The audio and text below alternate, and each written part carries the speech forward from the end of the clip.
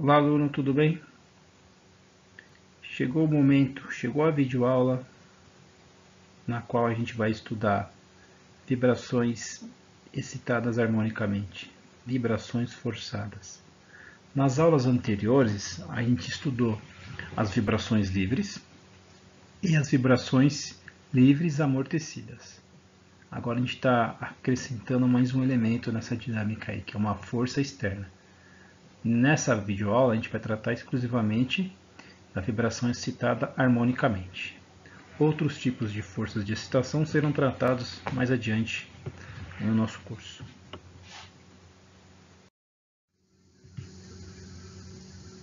Essa videoaula a gente vai dividir em dois tipos de sistema, tá? Ambos serão com um grau de liberdade.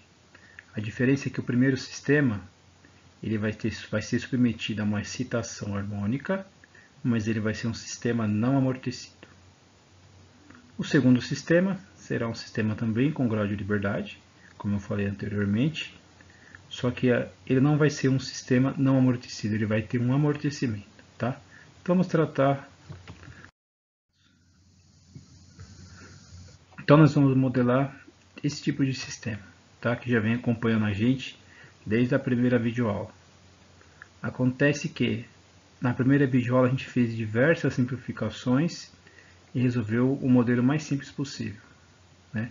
As videoaulas foram avançando, a gente foi acrescentando alguns elementos e hoje chegou o momento em que a gente vai analisar esse sistema na íntegra, tá?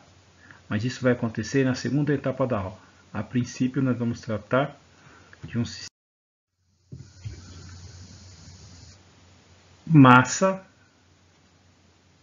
mola, submetido a uma excitação externa. Ou seja, o sistema não é amortecido. Se ele não é amortecido, esse amortecedor que está aqui, ó, com um piscar de olhos, ele vai desaparecer, tá? Então, um sistema massa-mola excitado por uma força externa. Esse é o sistema que a gente vai tratar agora, a princípio.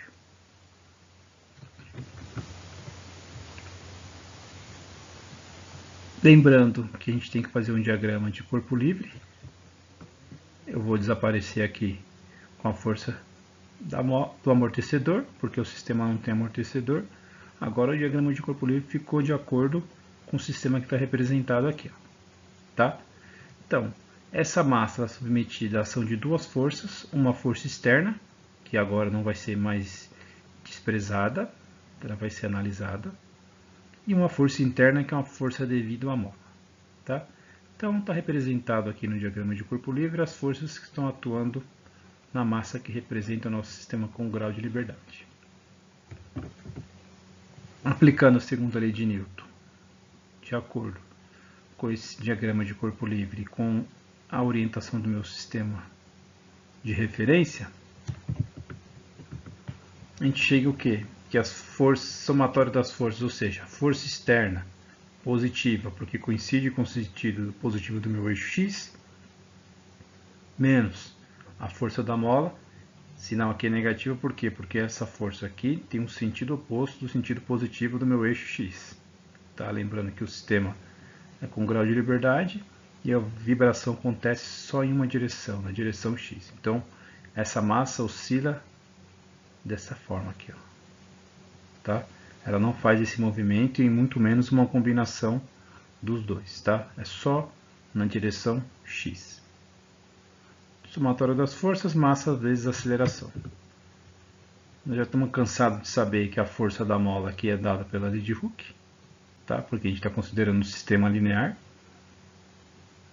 Então, uma equação diferencial fica dessa forma. Agora o que acontece? Eu estou falando que é devido a uma excitação harmônica, eu vou falar então que essa força externa é dada por o quê? Um F0, que é a amplitude com que o meu sistema é excitado por pela força externa, cosseno de ômega-t. Esse ômega aqui não é a frequência natural, é a frequência de excitação da fonte que excita o sistema, tá? O sistema tem uma frequência natural que é característica dele. Essa frequência aqui é característica da fonte que faz excitação externa do sistema, tá? Então tem uma amplitude de força e a frequência de oscilação dessa força externa. Reescrevendo essa equação aqui de maneira mais compacta, né, mais resumida, ela fica dessa forma, tá? Então agora a gente não vai desconsiderar nenhum termo, a gente vai analisar o sistema, que é esse daqui, ó, o modelo matemático dele é representado por essa equação diferencial. Ó, é uma equação diferencial ordinária, que depende só de uma variável x. Ela é de segunda ordem, porque a ordem da maior derivada aqui é 2. Tem coeficientes constantes, só que ela não é mais homogênea, tá? É uma equação não homogênea. E como a gente vai fazer para resolver esse tipo de equação? Sendo que a gente só aprendeu até agora resolver equação diferencial linear de segunda ordem com coeficientes constantes e homogênea. Primeira coisa que você precisa saber, quando a gente tem um sistema que é excitado externamente por uma força, tá? Que é uma equação não homogênea, a solução desse sistema vai ser sempre da seguinte forma. Ó. A equação, a função x de t, que soluciona essa equação diferencial, ela vai ser igual à soma de duas soluções. Uma solução homogênea e uma solução particular. A solução homogênea, como o próprio nome diz, é a solução dessa equação diferencial quando o termo que está do lado direito aqui é igual a zero. E isso a gente já viu na primeira videoaula. A solução da homogênea é desse tipo, que a gente já está acostumado a utilizar. A solução da homogênea é um A, que é a amplitude de oscilação, cosseno de ômega t mais φ. Tá? Esse ômega aqui, o ômega n, representa a frequência natural do meu sistema. Mais uma solução particular. E agora? Como é que eu vou determinar essa solução particular? Tá? A solução particular, ela sempre vai depender da característica da força externa que excita o seu sistema. Então, se meu sistema está sendo excitado com uma força do tipo F0 cosseno de ômega t, a minha solução particular tem que ser alguma coisa parecida com isso daqui. Tá?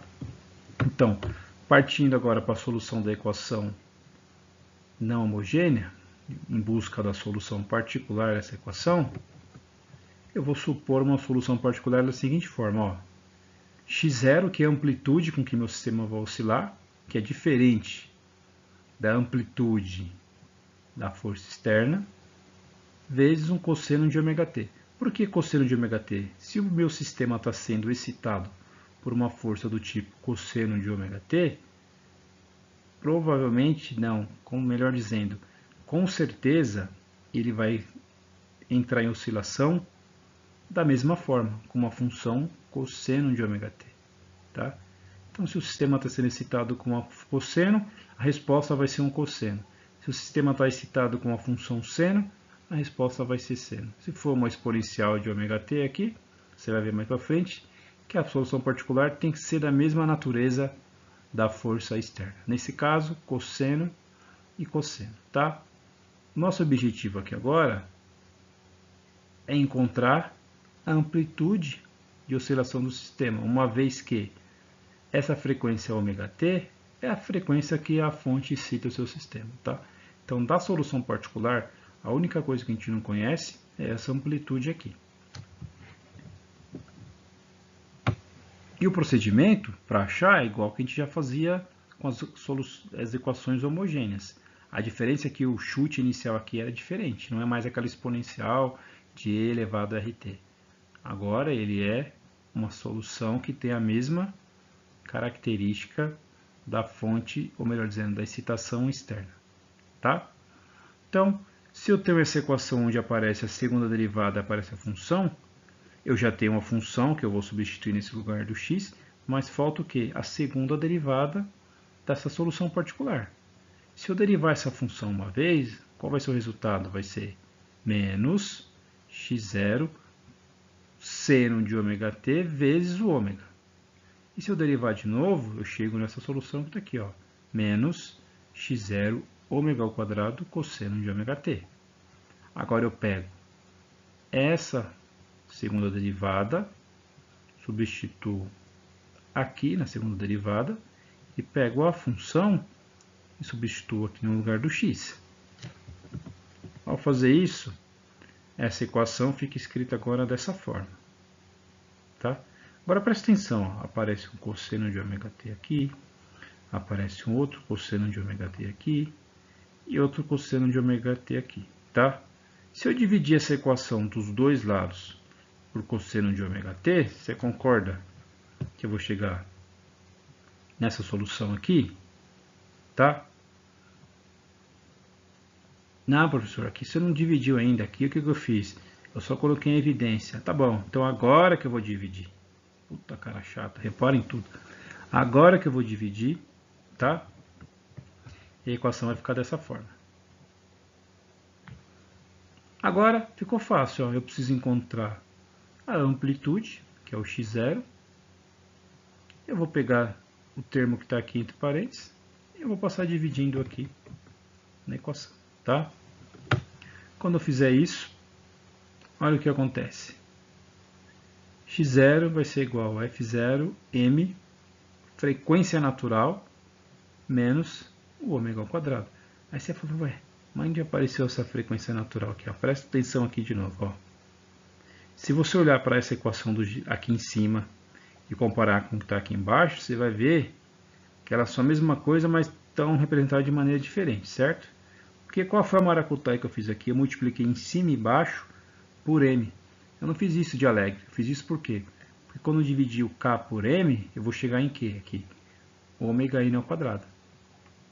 E vai ficar um m aqui vezes o ômega n ao quadrado.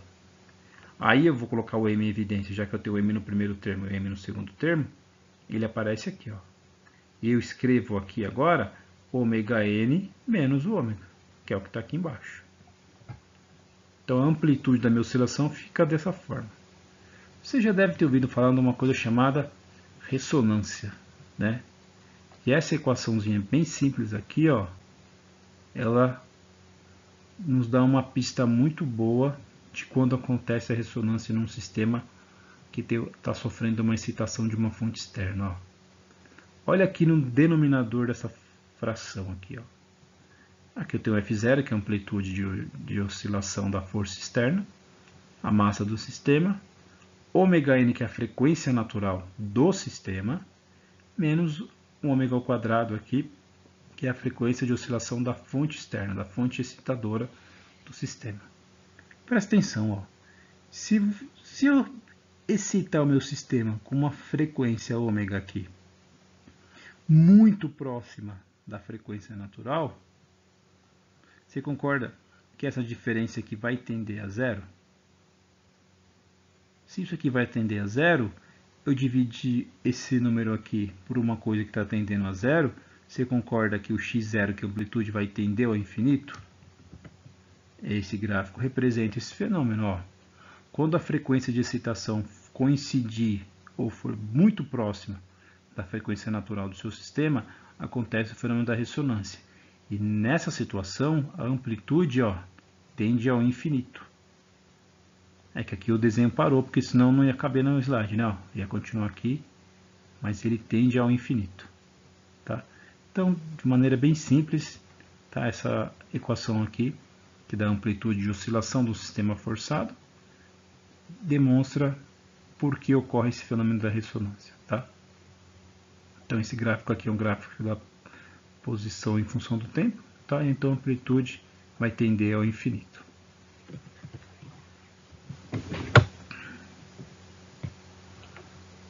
Lembrando que a solução particular era do tipo x0 cosseno de ômega t, a única coisa que eu precisava determinar aqui no caso é o x0, que já está determinado aqui, então eu posso reescrever essa equação da seguinte forma.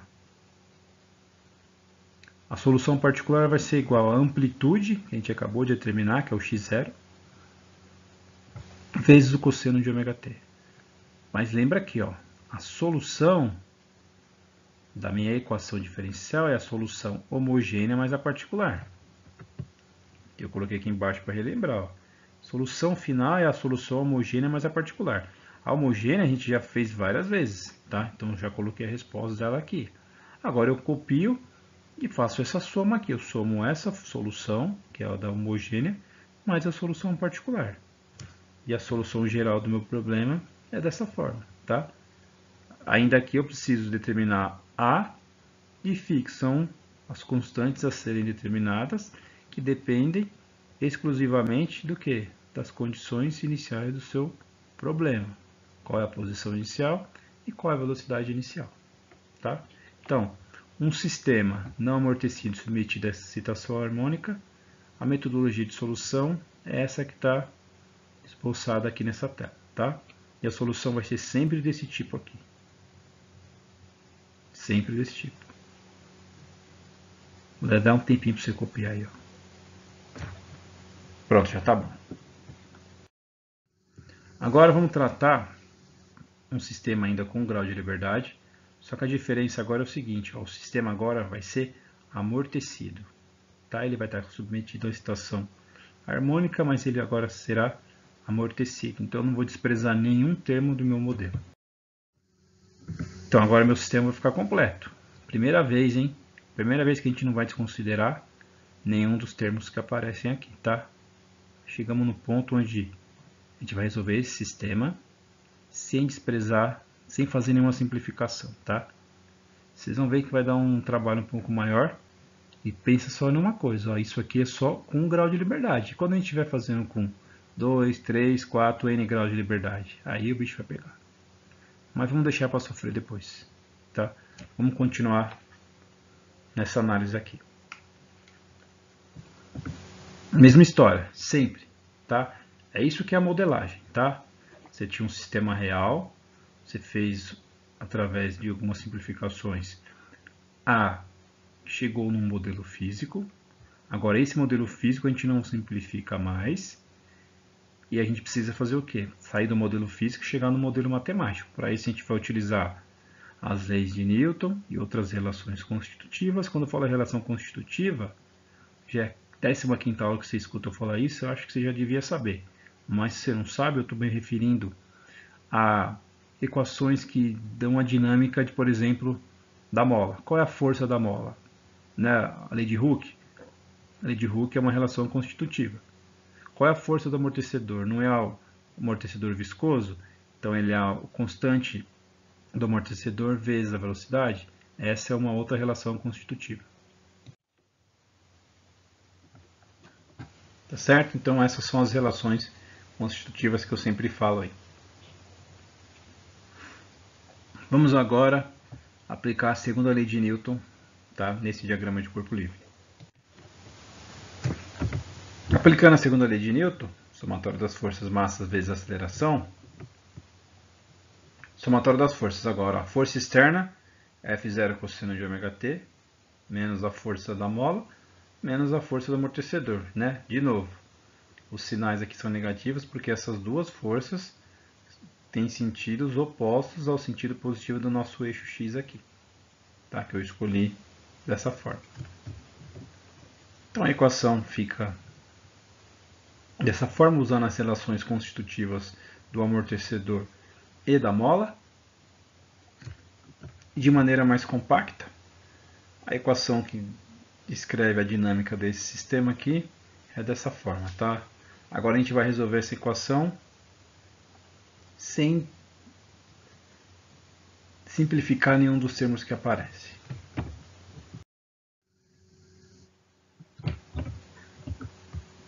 Então agora, continuando aí, vamos resolver essa equação aqui, tá?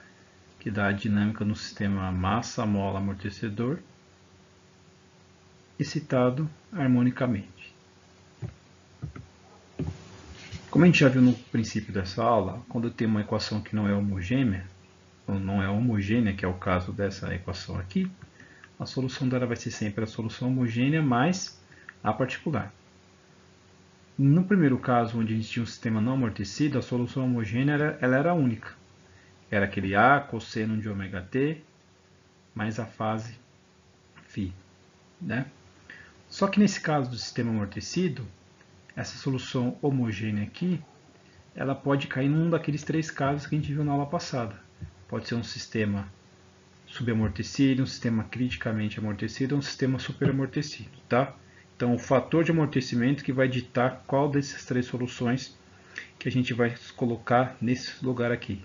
No entanto, a gente já conhece esses 3 tipos de solução.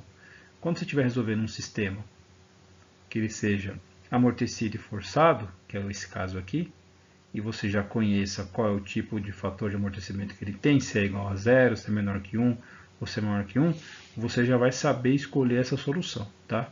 Então eu não vou colocar ela aqui, por quê? Porque eu não sei que tipo de fator de amortecimento que eu tenho, estou fazendo uma solução geral, tá?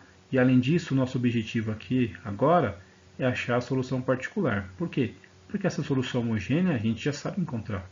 Independente de qual caso seja, a gente já sabe encontrar. O que a gente não sabe ainda é encontrar a solução particular, que é o que a gente vai fazer agora. Partindo do mesmo princípio que a gente fez no começo dessa aula, que era o quê?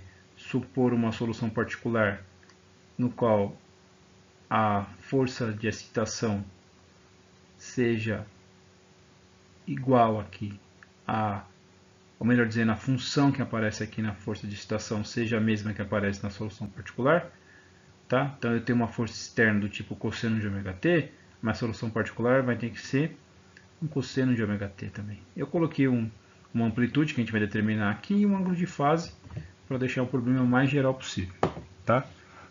Está destacado em vermelho por quê? Porque o nosso objetivo agora é encontrar essa amplitude e esse ângulo de fase. Tá? Encontrando isso aqui, a solução fica definida e o problema está solucionado.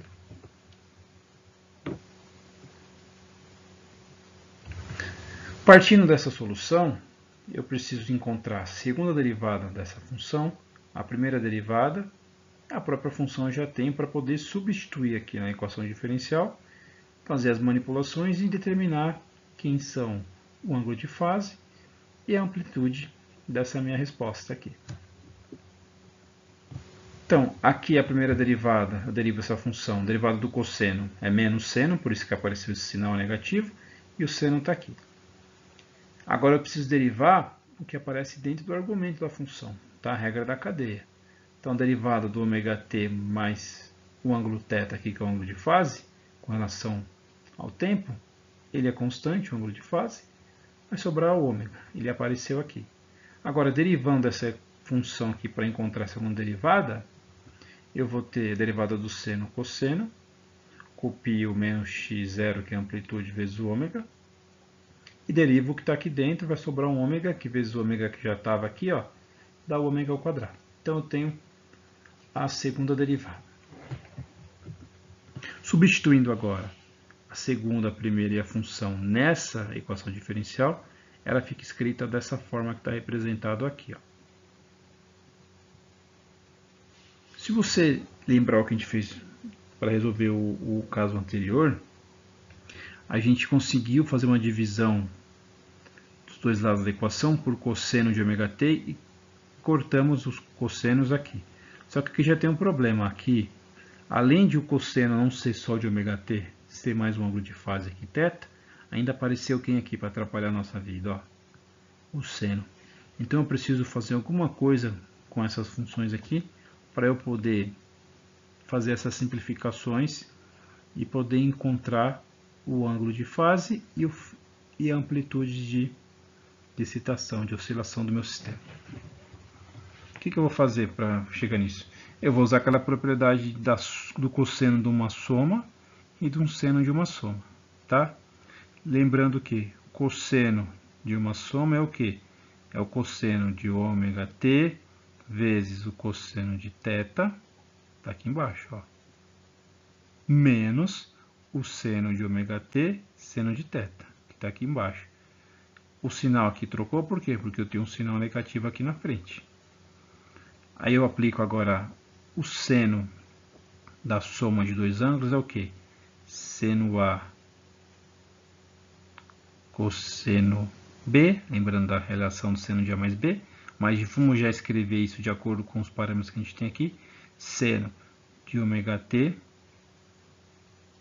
cosseno de θ mais seno de θ, cosseno de ômega t, que é o que está aqui, ó. E para o cosseno eu fiz a mesma coisa que eu fiz nesse daqui, tá?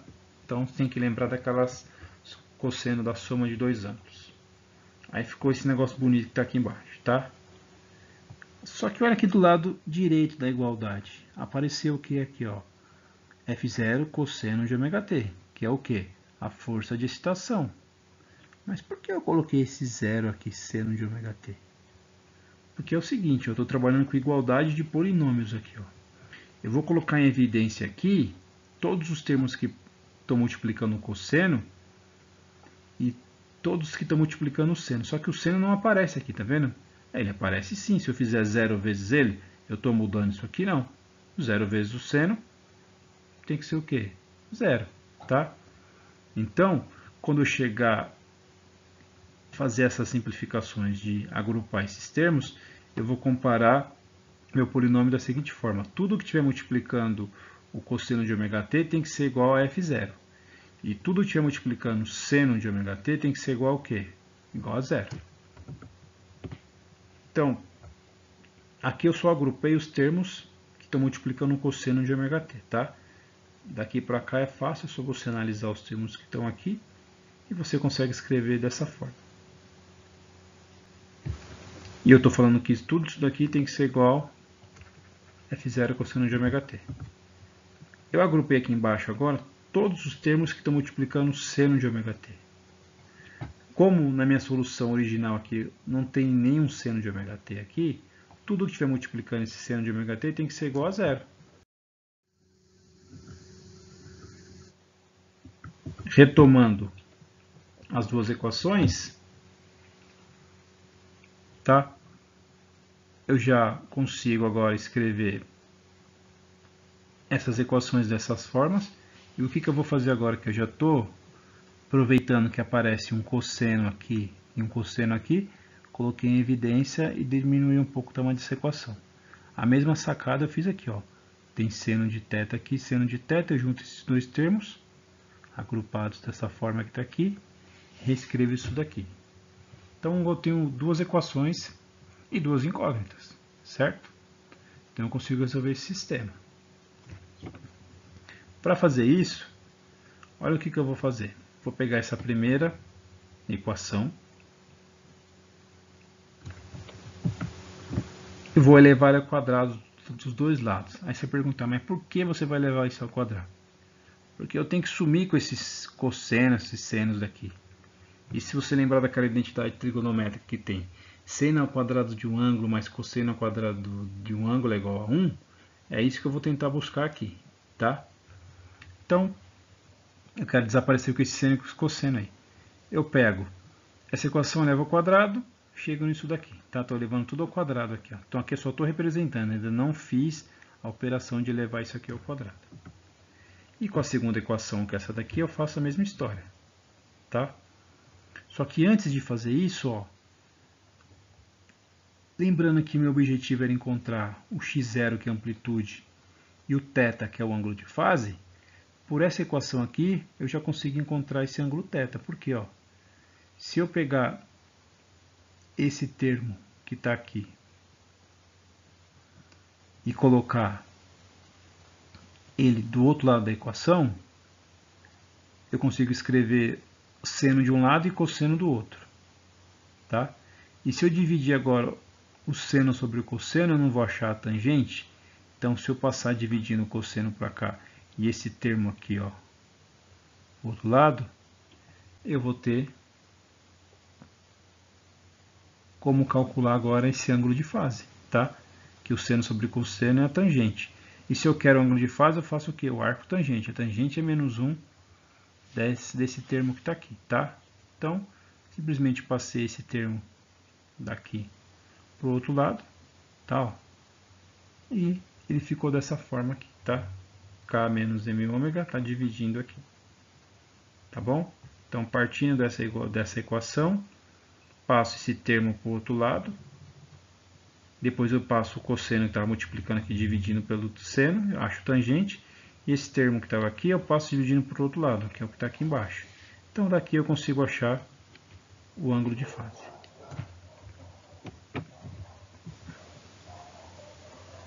Agora sim, agora eu pego esse termo aqui e elevo ao quadrado. Eu ainda tenho essas duas equações para trabalhar.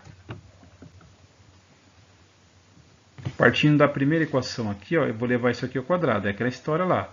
Quadrado do primeiro, duas vezes o primeiro vezes o segundo, mais o quadrado do segundo, que é o que está representado aqui. Ó. E eu faço a mesma história para a equação aqui de baixo. Quadrado do primeiro, duas vezes o primeiro vezes o segundo. E fica esse negócio aqui. Ó. Tá bom? Então agora partindo dessas duas equações, olha o que eu vou fazer. Eu vou reescrever elas aqui. E agora o que eu vou fazer? Ó? Eu vou somar essas duas equações. Estou representando dessa forma. Quando eu fizer isso, algumas coisas aí vão se cancelar. Ó. Se você olhar para esse termo aqui, ó, ele é o oposto desse termo que está aqui. Tá? Além disso, eu vou colocar o x0 ao quadrado em evidência. Tá? E além disso, eu vou fazer a seguinte coisa. Ó. x0 ao quadrado menos m ao quadrado mais k ao quadrado aparece aqui também. Ó. Só que aqui eu tenho cosseno e aqui seno. Se eu colocar em evidência esses termos, eu vou ficar o quê? Isso daqui vezes cosseno ao quadrado de θ mais seno ao quadrado de θ. Cosseno ao quadrado de θ mais seno ao quadrado de θ é igual a 1. Por isso que não apareceu ele aqui. Tá? E a mesma história nesse caso aqui. Ó. Seno ao quadrado de θ mais cosseno ao quadrado de θ é igual a 1. Por que eu posso fazer isso? Porque os termos que estão multiplicando, cosseno e seno, eles são iguais, eu consigo colocar em evidência. E esse termo que está aqui, ó, ele aparece aqui, ó. C vezes ômega x0 ao quadrado. Ó, C está ao quadrado aqui, então fica C ao quadrado, ômega ao quadrado, x0 ao quadrado. Que é o mesmo que vai acontecer se você levar isso daqui ao quadrado.